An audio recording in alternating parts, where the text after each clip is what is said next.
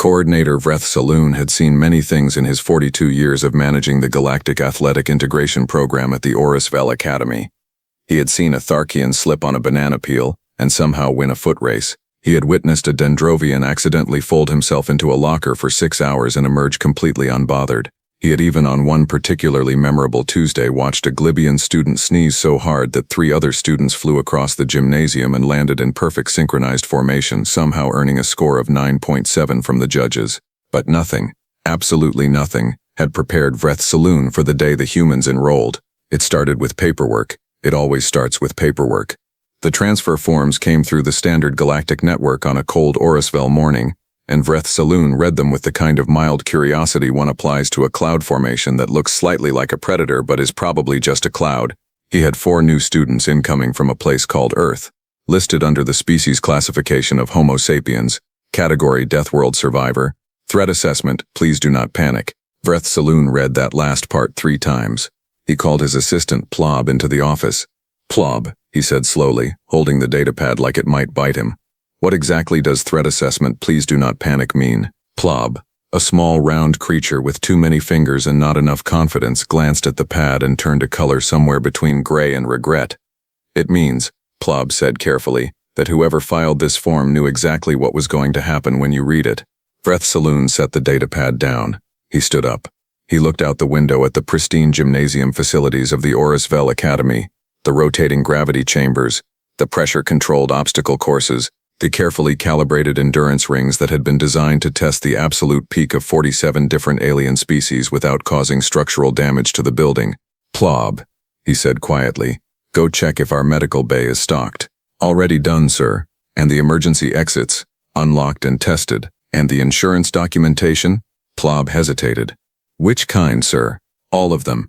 The 4 humans arrived on a transport shuttle that landed at 0800 hours on a Wednesday, which for the record is the single worst day of the week in any known corner of the galaxy. Vreth Saloon stood at the arrival bay with Plob and 2 of his senior physical education instructors, Marav Doss and Quintal Yor, both of whom had decades of experience and exactly 0 of which had prepared them for this moment. The shuttle door opened. Out stepped a human male named Bram Osei, approximately 22 years old, who ducked his head slightly because the door was too short, looked around the arrival bay with the calm, unimpressed expression of someone who had walked into far worse situations before breakfast, and immediately said, "Is there coffee? We were told there would be coffee." Behind him came Sable Morrow, a human female with short cropped hair, and the kind of posture that suggested she had once been told to stand up straight as a child, and had taken it as a personal challenge to never stop. She carried a bag that clinked in a way that made Marav Doss instinctively step backward. Third out was a human male named Torvin Achebe, who was the tallest of the 4, and who stepped off the ramp, stretched his arms above his head until something in his spine made a sound like a snapping branch, and sighed with the deep satisfaction of a creature that had just completed a perfectly normal biological function. Quintal Yor, for context, had a species biology where that sound would indicate catastrophic internal collapse. He went briefly pale. Last came a human female named Rue Hulkett, who stepped off the shuttle, looked at the entire arrival bay, looked at the 4 Alien Academy staff members standing in a row, looked at the gleaming towers of the Academy visible in the distance and said, with complete sincerity, "Okay. Cool. Where do we start?" Vreth Saloon opened his mouth. He closed it. He opened it again. "Welcome," he said, "to the Orisvel Academy Athletic Integration Program.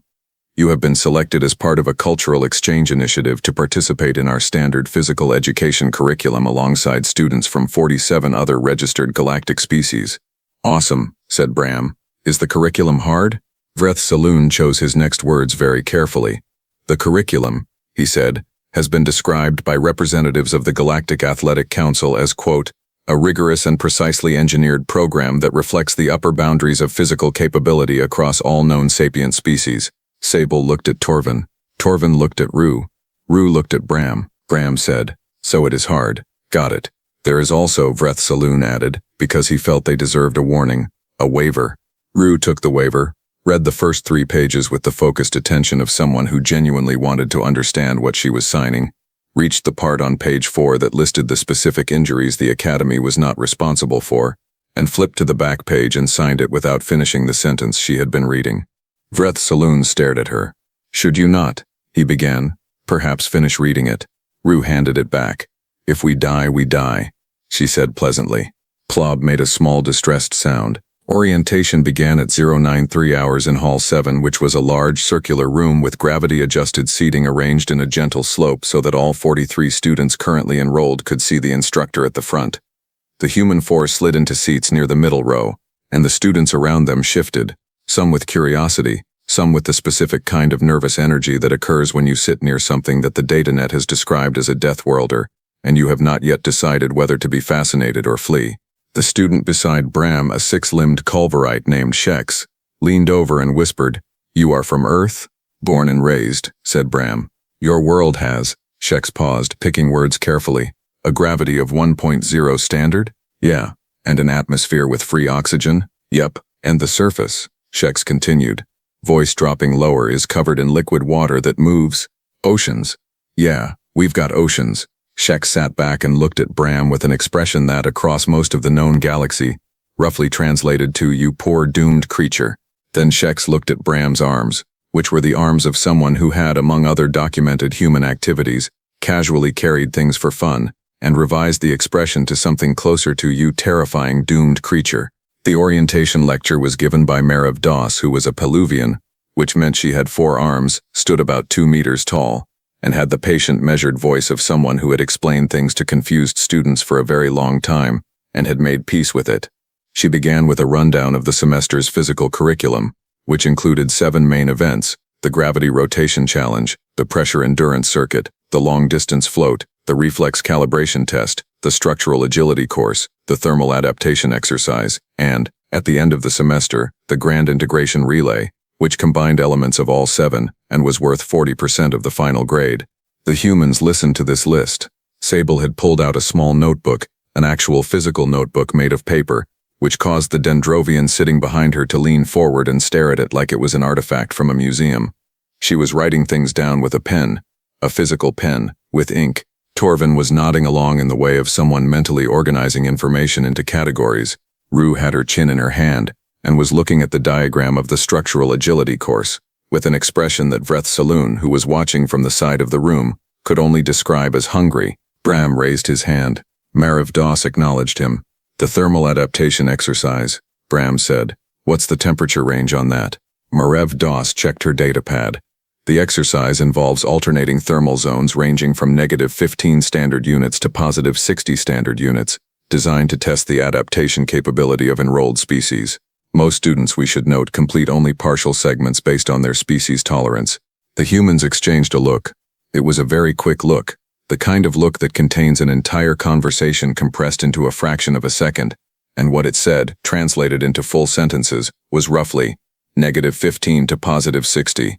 "That's like fine. We've done worse than that for fun. Remember when Bram went camping in January? Remember when Sable ran that desert marathon? Torvin, you literally trained in a sauna for 3 months. Should we tell them? No, let's just see how this goes." All of that happened in approximately 1.4 seconds. Vreth Saloon watched it happen and felt, for no reason he could immediately name, the first cold bloom of something that might generously be called concern. The first practical session was scheduled for day 3, which gave the human students 2 days to settle into their quarters, learn the campus layout, and attend the optional pre-session briefing that Marav Doss had specifically organized because she believed that preparation prevented embarrassment.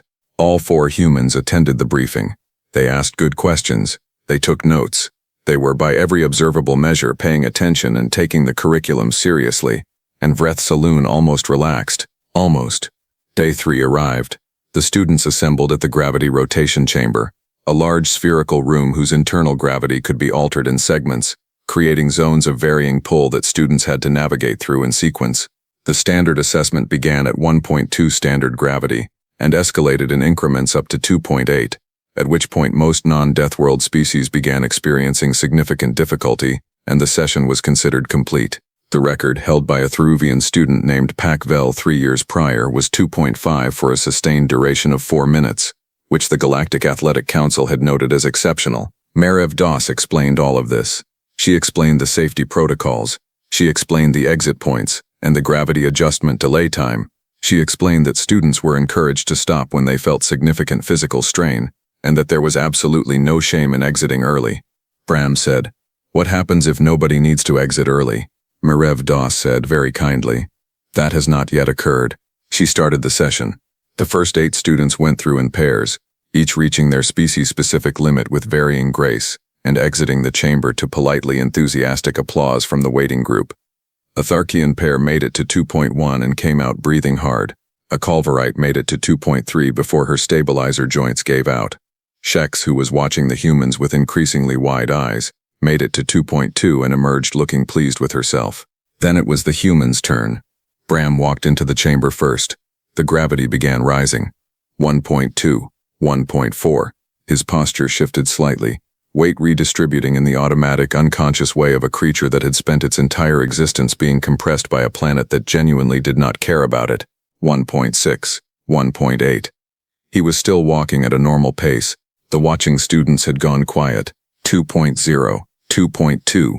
Bram rolled his shoulders, which in this gravity required a specific deliberate muscular effort that made Merev Doss's datapad register the force output and display a number she checked twice before accepting as accurate.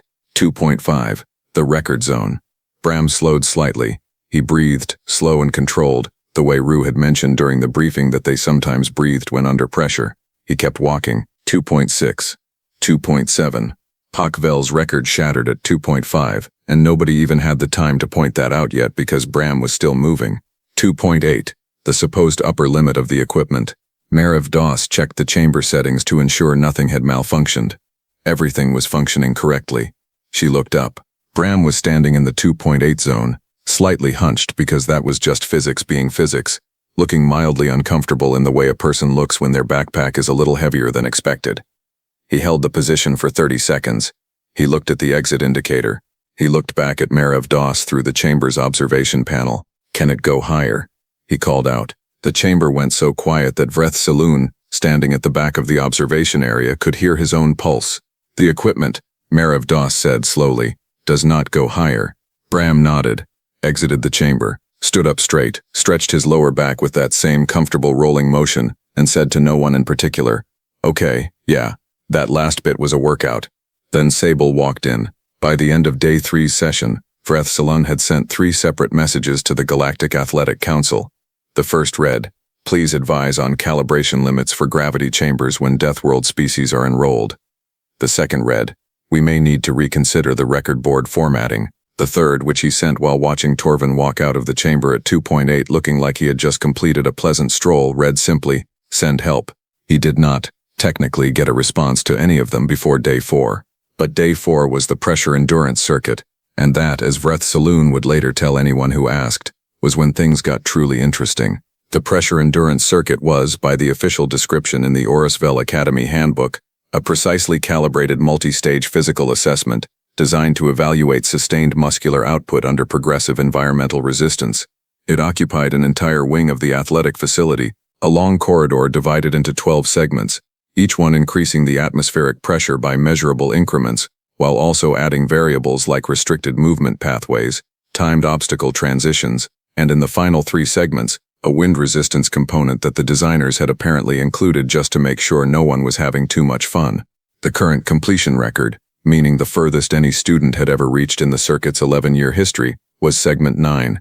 A Voregan student named Juke Tall had achieved it 2 semesters ago and had since graduated, but his name remained on the board in the main hallway in letters that glowed faintly gold, which the Academy had installed specifically to honor the achievement, and also because it looked very impressive during prospective student tours.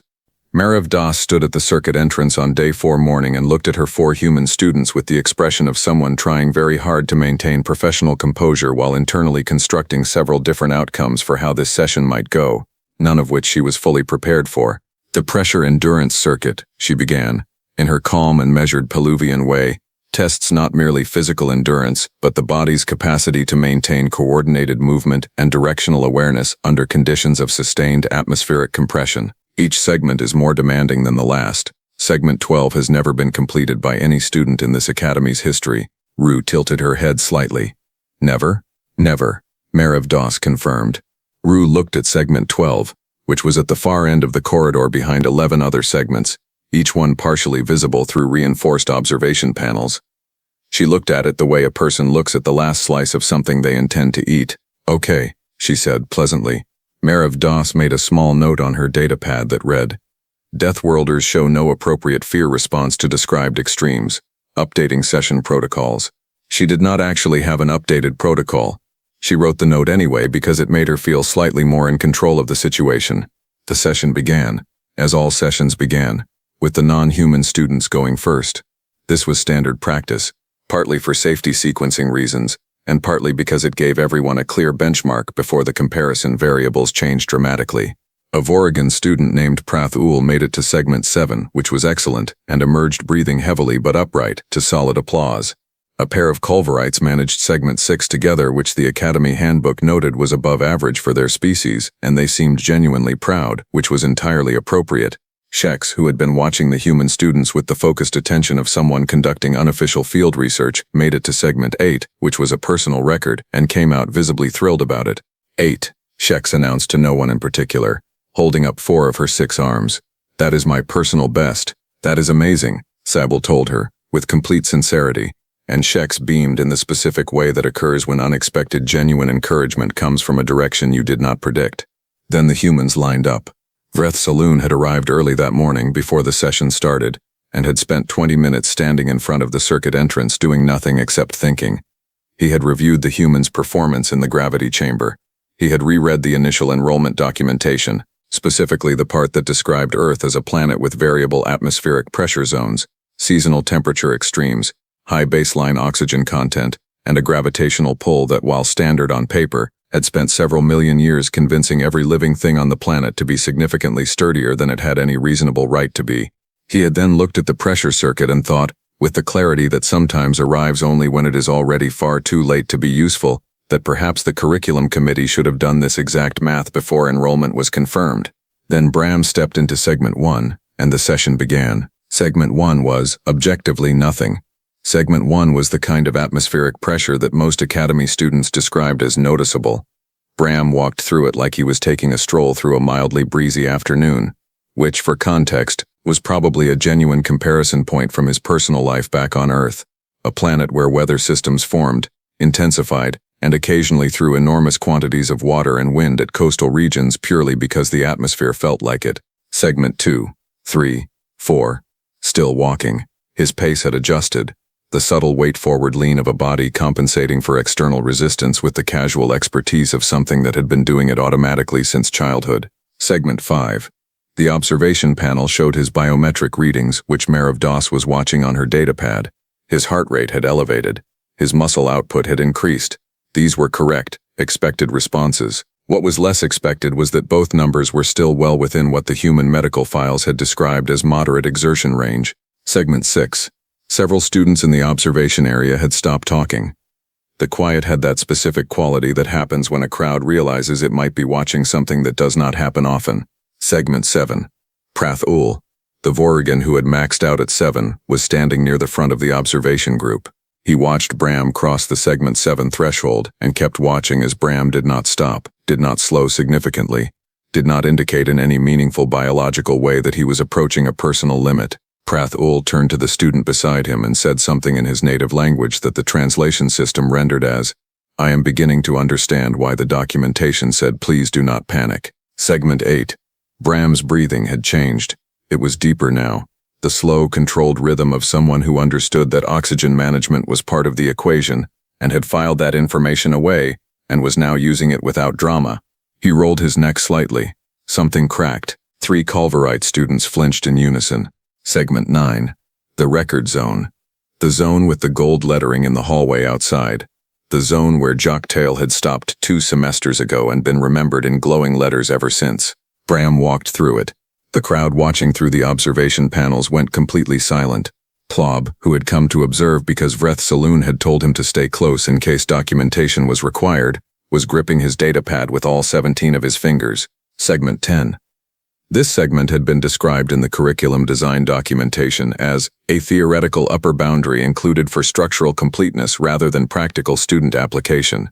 In plain language, it had been built to exist, not to be used. The pressure in segment 10 was calibrated for an environment that the designers had modeled on research data from high atmospheric industrial zones, the kind of places that most species would not enter without equipment. Brahm entered it, slowed to a deliberate walk, shoulders squared, breathing measured, and continued forward. Merev Doss was no longer watching the biometric readings. She was watching Brahm through the observation panel directly, because the numbers had become secondary to the simple, astonishing visual fact of what was happening in front of her. Segment 11. Bram's pace had slowed considerably now. His posture had changed, the body making its adjustments, redistributing, compensating, doing the 1,000 small internal negotiations that a Deathworld body performs automatically when the environment gets difficult, because the alternative, on a planet like Earth, was to simply stop working. And Deathworld biology had decided long ago that stopping was not a preferred outcome. He stood in Segment 11 for a long moment. He breathed.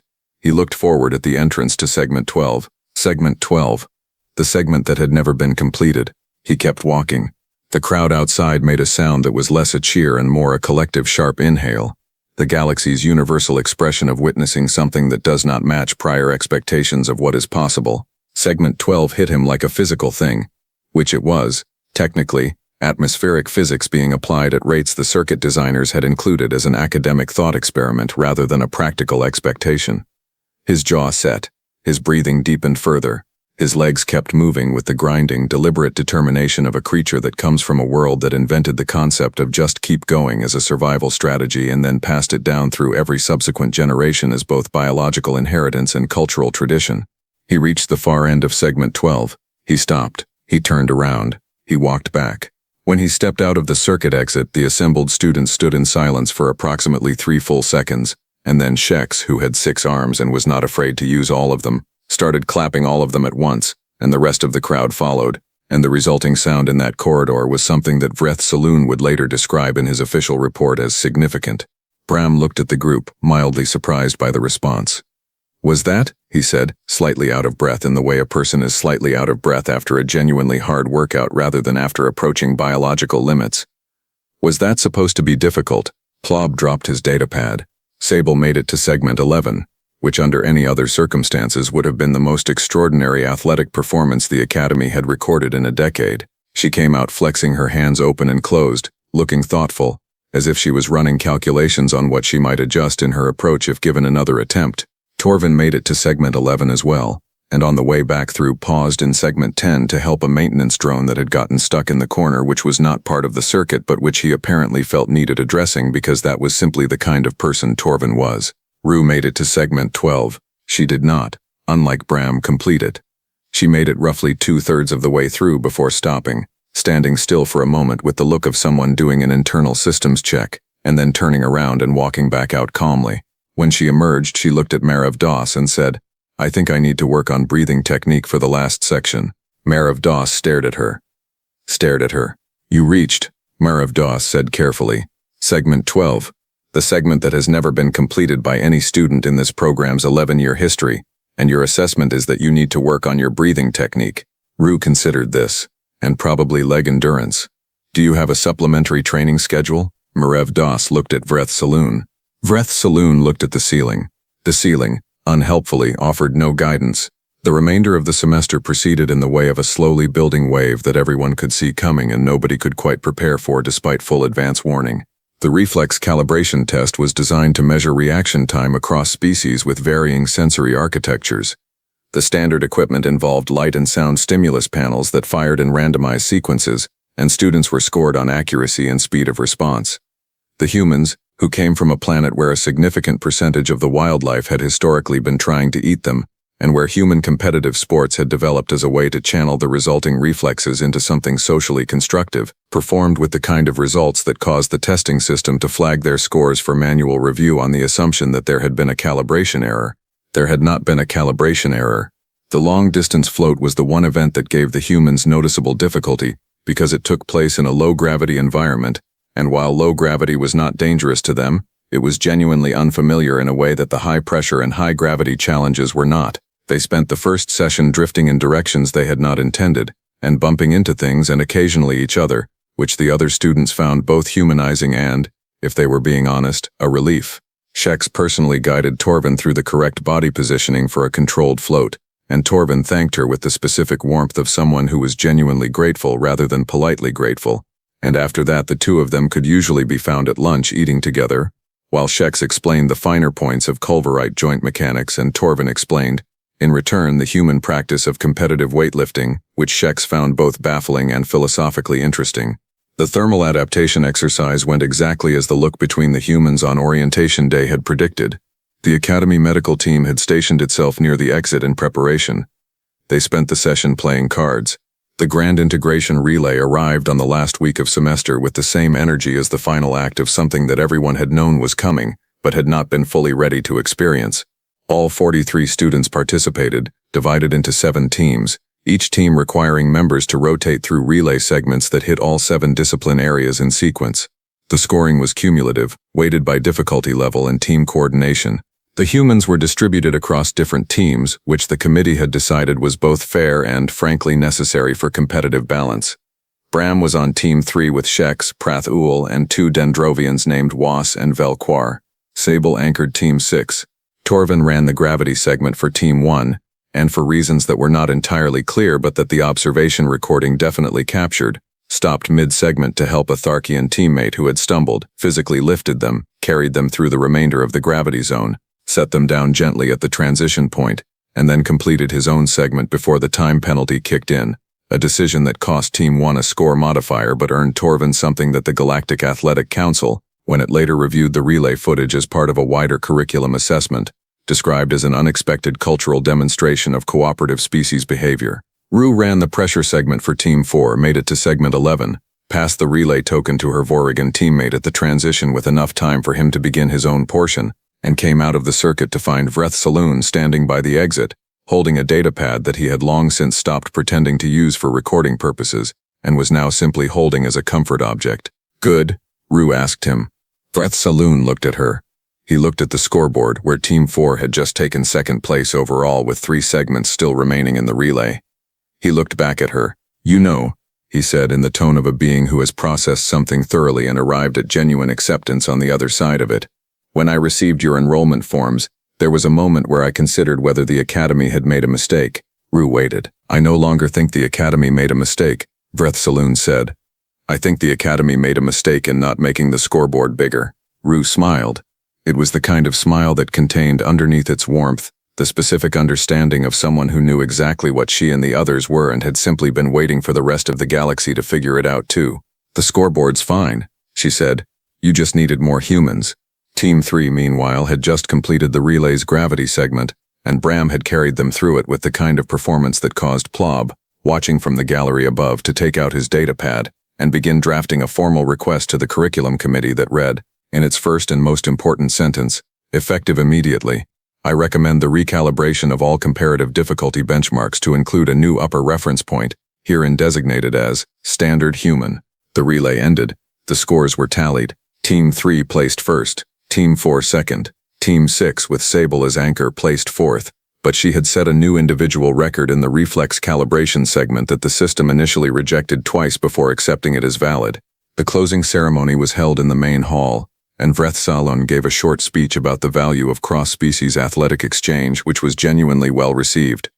The student awards were handed out. Shex received a citation for most improved performance, which she accepted with all 6 arms raised, and when she looked over at Bram in the audience, he gave her a thumbs up, which she had learned the meaning of 3 weeks prior, and now loved unreservedly. The humans received their completion certificates, which were standard issue and had not been updated to reflect anything that had happened during the semester because no one had anticipated the semester going the way it went. Merev Das caught Bram before the students dispersed to the transport terminal. "You should know," she said, "that I am submitting a full written report to the Galactic Athletic Council about this semester's results. Is that good or bad?" Bram asked. "The report," Merev Das said, "is titled Preliminary Evidence that Earth's Gravitational and Atmospheric History May Have Produced the Galactic Standard for Peak Physical Baseline, with recommendations for curriculum revision, and also possibly a new category." Bram thought about this for a moment. "So good?" "The Council," Merev Das said, with all the measured dignity of a 4-armed Peluvian educator who had just watched 4 young humans reduce 11 years of athletic records to a question of what to put on the revised handbook cover, "will determine that." She paused. "But yes," she added, "probably good." Bram grinned.